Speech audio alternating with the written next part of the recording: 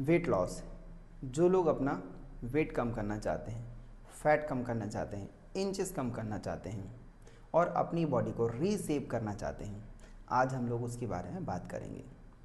आज मैं आपको वो चीज़ें बताऊंगा जो आपको अगर समझ में आती हैं तो रियली में आप अपना वेट भी बहुत तेज़ी से कम कर सकेंगे, फैट परसेंटेज भी तेज़ी से कम कर सकेंगे और अपने आप को रीशेप कर सकेंगे।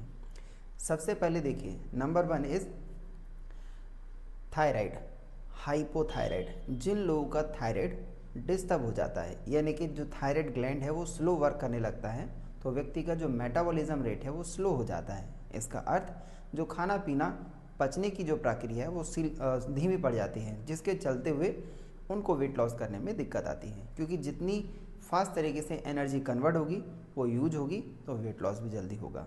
अब एनर्जी कन्वर्जन रेट ही आपका स्लो है, तो उसको हमें क्या करना पड़ता है, थायराइड को फिर से एक्टिव करने की ज़रूरत होती है।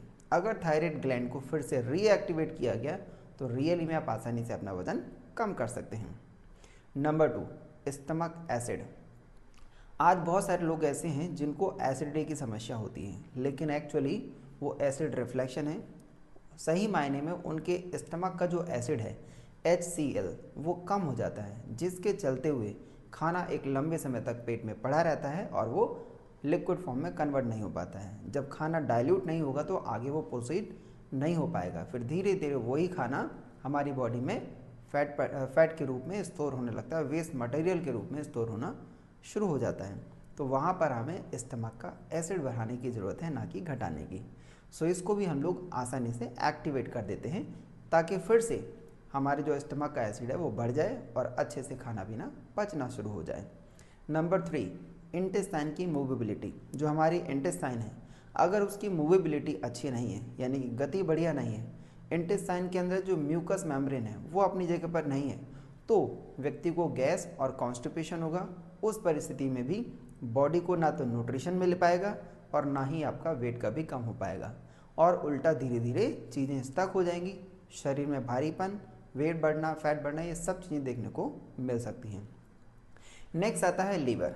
लीवर का स्पेशली काम क्या होता है, बाइल का प्रोडक्शन करना।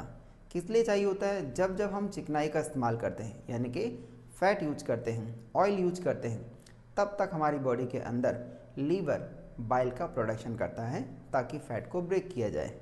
तो सही वैल्यू और सही क्वालिटी का बाइल का प्रोडक्शन होना बहुत ज़रूरी है।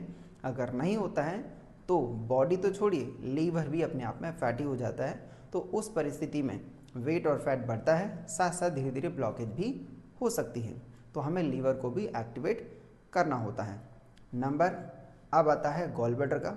गॉल ब्लैडर जो हमारे शरीर के अंदर पहले से डिपॉजिट फैट है, वसा है, और जो हम लोग रेगुलर बेस पे थोड़ा बहुत देते हैं, उसको ब्रेक करने के लिए असली काम तो बाइल का ही होता है, जो स्टोर होता है गॉल ब्लैडर के अंदर। अगर गॉल ब्लैडर फैट के ऊपर स्प्रे ना करे बाइल का, तो कभी भी फैट ब्रेक नहीं होगा और बॉडी से पास आउट नहीं होगा। तो ये सारे कुछ ग्लैंड्स हैं एंड ऑर्गन से जो मिल करके हमारी बॉडी को फिर से रीशेप करने में मदद करती है, आसानी से हमें वेट कम करने में मदद करते हैं। तो हमें इनको फिर से रीएक्टिवेट करना पड़ता है। तो इसमें हम क्या करते हैं, बीइंग अ न्यूरोथेरेपिस्ट, हम इन सभी चीज़ों को फिर से रीएक्टिवेट कर देते हैं बिना किसी मेडिसिन के।